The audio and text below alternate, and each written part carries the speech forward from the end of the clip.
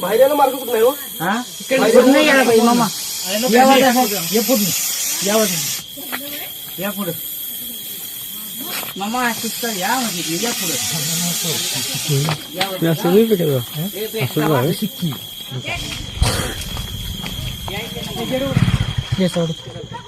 वाजता